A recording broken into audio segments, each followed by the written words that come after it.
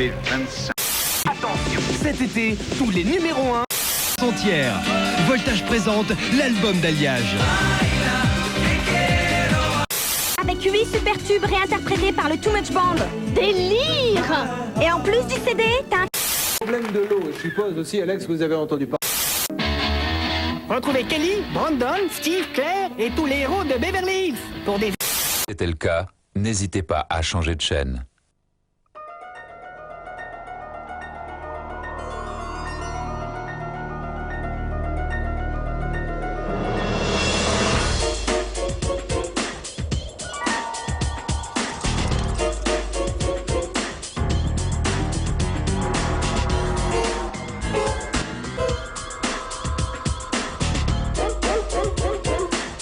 Hello à tous et nous revoici sur la chaîne vidéo. On vient d'aller à l'avant-première de Chair de Poule, le film tiré des romans à succès des années 90. Oui, ne faites pas les innocents, on a tous lu ces livres, on a adoré ces livres et on a même regardé, souvenez-vous, la série télé qui est ressortie récemment en coffret DVD à Noël.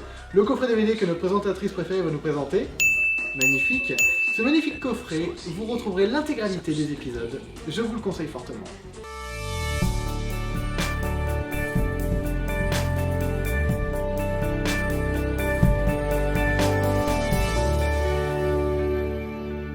Chair de Poule, le nouveau film donc de Rob Letterman, réalisateur déjà des Voyages de Gulliver avec Jack Black qui est aussi dans ce film.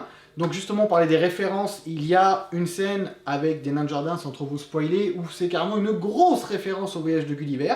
Donc ce qui est déjà super sympa dans ce film, c'est que c'est parsemé comme ça de petites références, principalement à Stephen King. Il parle beaucoup de Stephen King, il y a même un petit décor de Shining à la fin, vous verrez, c'est super sympa. Here's Johnny. Il y a des références aux anciens films, et forcément, ce qui est vraiment intéressant, c'est qu'ils ont adapté un film par rapport presque à la réalité. C'est-à-dire que le personnage de Jack Black, c'est R.L. Stein, le romancier, tout simplement celui qui a vraiment créé Chair de Poule, que ce soit les romans ou la série télé. Et il y a même un petit caméo à la fin qui est vraiment sympa, où les rôles sont inversés. Je vous en dis pas plus, mais vous verrez, R.L. Stein apparaît dans le film. Ce film est donc principalement un film vraiment familial, vous pouvez y aller tous ensemble, parce qu'il y a vraiment tout ce qu'il faut. Il y a les blagues qui vont faire rire les enfants, les créatures, le monde fantastique qu'a créé R.L. Stein, qu'on retrouve dans son intégralité, plus beaucoup de petites scènes ou de dialogues où les adultes vont se marrer, vraiment. Donc c'est un conseil, allez-y en famille, le film est vraiment bon pour ça, il est vraiment percutant.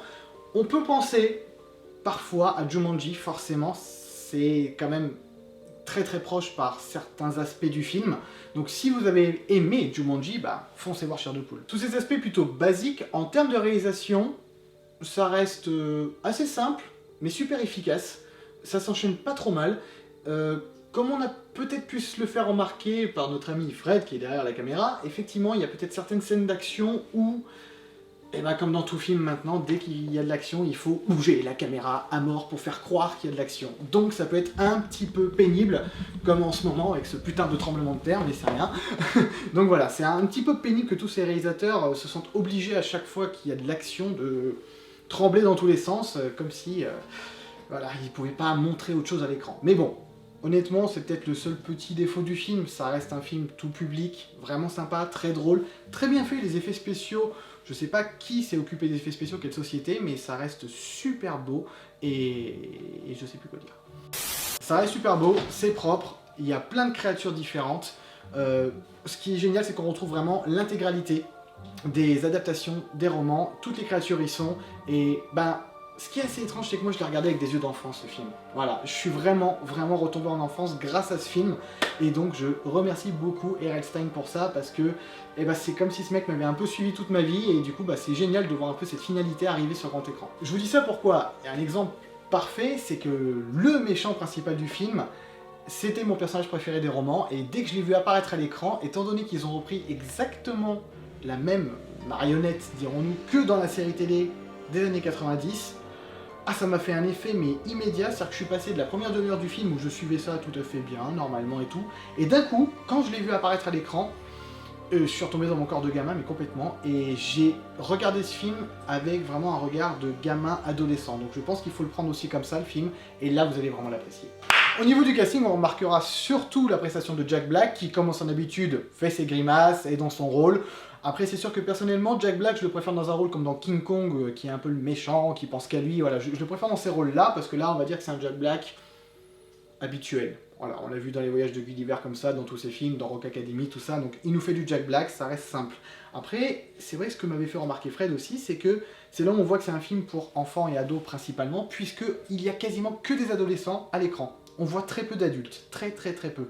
Mais ça passe, ça suffit, c'est fait pour. La note finale donc pour ce film, un petit 7,5 sur 10, oui, parce que franchement, j'en attendais bien moins, c'est vachement sympa.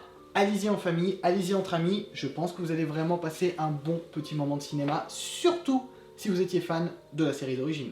Sur ce, allez sur vidéo.com comme d'habitude, likez la chaîne, venez voir nos vidéos, partagez votre avis sur ce film ou sur d'autres films que vous avez vus, qu'on a vus aussi, qu'on en parle ensemble, allez sur Facebook, on y est aussi, toujours vidéo, et sur ce, à plus tard bande de cinéphiles.